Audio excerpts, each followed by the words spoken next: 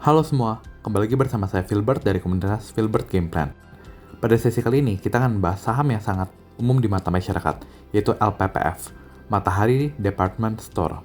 Jadi ceritanya, beberapa hari terakhir LPPF merilis kinerja Q2 mereka, dan hasilnya sangat bagus dengan EPS 258. Sebenarnya itu wajar saja dikarenakan memang by nature, bisnis LPPF akan bagus di Q2 dan Q4. Dikarenakan spending power masyarakat tinggi setelah mendapat THR ataupun bonus dari kantor. Tapi menariknya, kinerja yang bagus ini malah dipunish oleh market. LPPF sempat turun dari harga sekitar 3 ribuan ke angka sempat di 2.600-an. Itu turun sangat signifikan dalam beberapa hari, padahal kinerja lagi bagus. Mengapakah itu? Ternyata bila kita telusuri dan kita lihat di aplikasi saham, LPPF memiliki beberapa tato, yaitu salah satunya E, menandakan negative equity. Jadi simpelnya, kalau misalkan kita berbisnis, ekuitas itu kan ibarat modal, yaitu aset dikurangi liabilitas. Ada beberapa bisnis di mana liabilitas mereka lebih tinggi dari aset mereka, sehingga bisa dikatakan ekuitasnya negatif.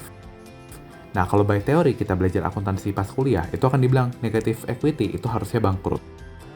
Nah, namun pas praktek berbeda. Saya bisa katakan kalau 99% kasus, negative equity itu adalah bisnis yang sangatlah busuk dan kita harus hindari.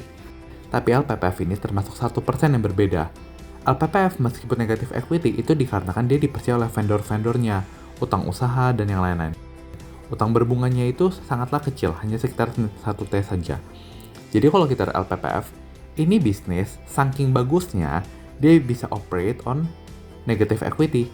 Dia bisa menjalankan bisnis menggunakan uang orang lain, ibaratnya seperti itu. Ya mungkin simpelnya kayak kita lihat Unilever, ekuitasnya kok kecil sekali?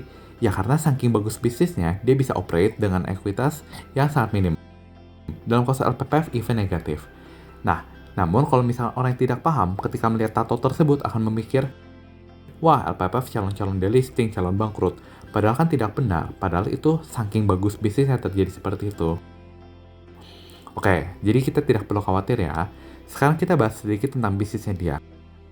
Jadi kalau diperhatikan, earnings dia memang sedikit turun dibanding tahun lalu, ya sekitar 10-15% lah.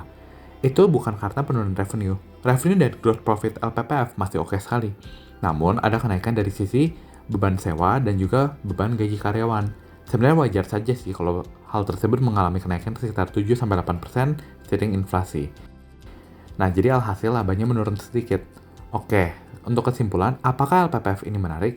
Jawaban saya justru menarik. Dikarenakan LPPF ini, Anda bisa beli dan Anda jadikan sebagai dividen play. Misalkan earnings tahun ini on track dan tahun depan dia membagikan dividen 500, maka harga saham 2.800 saat ini itu setara dengan dividen yield 18%. Itu tebal sekali loh. Namun kembali, tidak banyak orang yang lirik gara-gara ada tato itu. So harapannya setelah kalian mendengar video ini, kita menjadi bisa tidak concern terhadap tato tersebut dan memandang dari sisi bisnisnya saja. Oke, sekian untuk kali ini dan see you guys in the next video. Bye-bye.